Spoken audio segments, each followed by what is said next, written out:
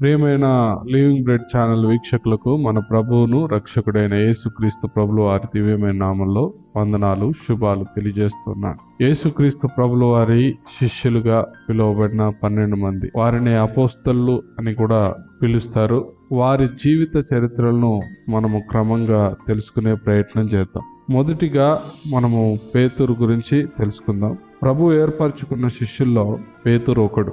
ఈయన గలిలియాలోని బెత్సయిదా పట్టణంలో యోహాను యోహన్నాలకు జన్మించాడు. ఇతనికి ఆంద్రేయ అనే సహోదరుడు కూడా ఉన్నాడు. వీరు వృత్తికి జాలర్లు. మత్తయి సువార్త 4వ అధ్యాయం 8వ వచనాన్ని మనం గమనించినప్పుడు అది మనకు అర్థమవుతుంది. పేతురుకు వివాహమైంది. ఈయన అత్త కూడా ప్రభువును ప్రేమించింది. వీరు కపెర్నహూములో ఉన్నారు. పేతురు యొక్క సహోదరుడైన ఆంద్రేయ బాప్తిస్మం ఇచ్చి యోహాను యొక్క శిష్యుడు. యోహాను యేసుక్రీస్తును చూపించి, ఇదిగో లోక పాపములు మోసుకొని పోవు దేవుని గొర్రెపిల్ల అని చెప్పగానే ఆంద్రేయ యోహానును విడిచి యేసు ప్రభువును వెంబడించాడు. ఈ ఆంద్రేయ పేతురును మొదటిగా యేసు ప్రభువు వద్దకు తీసుకొని వచ్చాడు. అంతవరకు సీమోను అని పిలువబడుతున్న పేతురుతో, నీవు ఇక మీదట కేఫా అనబడదువు అని ప్రభువు చెప్పారు. పేతురును పలు విధాలుగా పిలిచేవారు. సిమియోను అను హెబ్రీ పదం యొక్క గ్రీకు మాట సీమోను. కేఫా అనగా రాయి అని అర్థం. ఇది ఆ దినంలో వాడుకలో ఉన్న అరామిక్ భాష.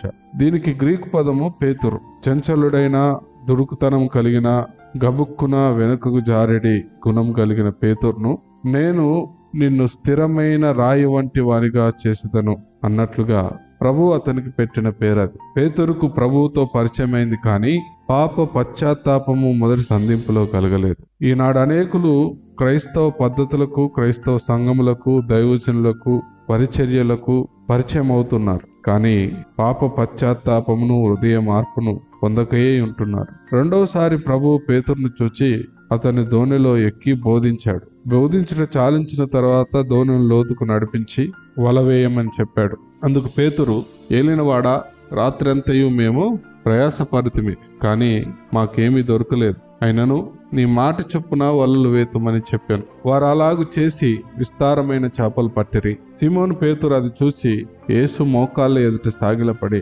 ప్రభువా, నన్ను విడిచిపోము, నేను పాపాత్ముడునని చెప్పాను. ఇక్కడ పేతురు తాను పాపినని ఒప్పుకొంచున్నాడు. క్రీస్తు సర్వశక్తిమంతుడనియు మెస్సియా అనియు గుర్తించాడు. తాను పాపినని గ్రహించాడు. దేవుడు మనల్ని మొదటిగా మారు మనసు పొందుటకు పిలుచుచున్నాడు. ఆ తర్వాత తనతో ఉండుటకు పిలుచుచున్నాడు. నా వెంబడి రండి, నేను మేము మనుషులను పట్టు జాలరులుగా చేతునని ప్రభు పిలిచినప్పుడు పేతురు సమస్తమును విడిచిపెట్టి యేసు ప్రభువును వెంబడించాడు. పాపము నుండి, లోకము నుండి విడిపించబడని వాడు యేసుని వెంబడించలేడు. పేతురు ప్రభువుతో ఉన్న 3.5 సంవత్సరాల్లో ఎన్నోసార్లు పడి లేస్తూ ఉన్నాడు. అనేక సార్లు తనలో ఉన్న దుడుకుతనమును బయటపెట్టుచున్నాడు. కానీ ప్రభు అతని బలహీనతలను బట్టి, తొందరపాటును బట్టి త్రోసివేయక ఓర్పుతో అతన్ని స్థిరపరచుచు అతని కొరకు ప్రార్థించుచు ఉన్నాడు. ఒకసారి పేతురు ప్రభువుతో, నీలాగా నీళ్ల మీద నడవాలి అని ఆశపడగా ప్రభువు రమ్మని చెప్పాడు. పేతురు యేసునొద్దకు వెళ్ళుటకు నీళ్ల మీద నడిచాడు, కానీ గాలిని చూసి భయపడి మునిగిపోవచ్చు మొరపెట్టుచుండగా ప్రభువు ప్రేమతో మరలా అతని చేయి పట్టుకొని పైకి లేపాడు. మనలో అనేకులము మునిగిపోవచ్చున్నప్పుడు, పారిపోవచ్చున్నప్పుడు దేవునికి మొరపెట్టుటకు సిగ్గుపడదు, భయపడదు. కానీ పేతురు ప్రభువే తనకు గతి అని ఆయనకే మొరపెట్టి విడుదల పొందెను. పేతురుకు అనేక సార్లు సందేహములు, అనుమానములు కలిగినప్పుడు ప్రభువు గద్దించినప్పటికీ లెక్క చేయక తన అనుమానాలను అడిగి తెలుసుకునేవాడు. మనలో అనేకులము మనకు అర్థం కాని వాటిని అడిగి తెలుసుకున్నటకు బదులు అర్థము కాని వాటిని కూడా అర్థమైనట్లుగా ముఖం పెట్టుకొని కూర్చుంటాం.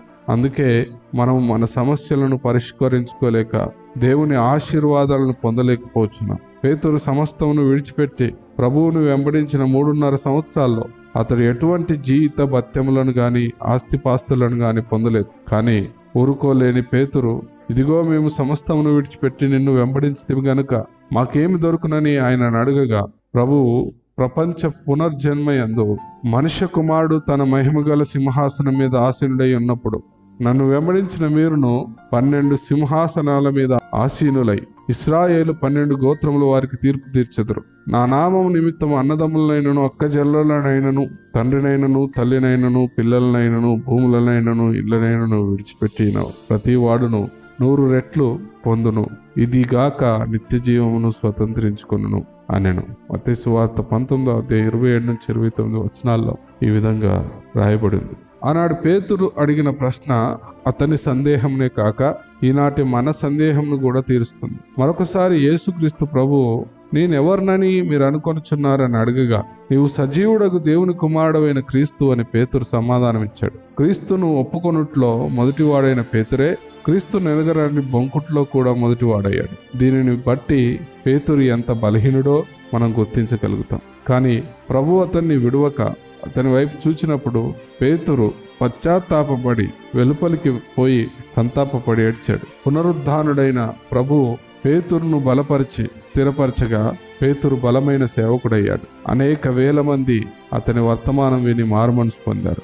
అనేక స్వస్థతలను, అనేక అద్భుత కార్యములను చేయువాడిగా పేతురును ప్రభు వాడుకున్నాడు. ఒకప్పుడు నీవు క్రీస్తుతో ఉన్నావు కదా అని ఒక చిన్నపిల్ల అడుగుగా కాదని బొంకిన పేతురును అనేక దెబ్బలు కొట్టి యేసు నామమును ప్రకటించకూడదని అధికారులచే ఆజ్ఞాపించబడినను. వెలుపలికి పోయి వెంటనే యేసు నామంలో తప్ప మరి ఏ నామంలోనూ రక్షణ లేదని ప్రకటింపగలిగిన ధైర్యశాలిగా ప్రభు మార్చాడు. పేతురు బబులోను నుండి చెదరగొట్టబడిన యూదుల మధ్య సేవ చేశాడు. చివరకు నీరో చక్రవర్తి కాలంలో క్రీస్తు శకం 68వ సంవత్సరంలో టైఫర్ నది ఒడ్డున వాటికన్ కొండ మీద పేతురు తలక్రిందులుగా శిలువ వేయబడి హతసాక్షయ్యాడు. ప్రియమైన సోదరి సోదరుడా, అనేక సార్లు మన జీవితంలో ప్రభువును దుఃఖపరిచి కృంగి ఉన్నామేమో.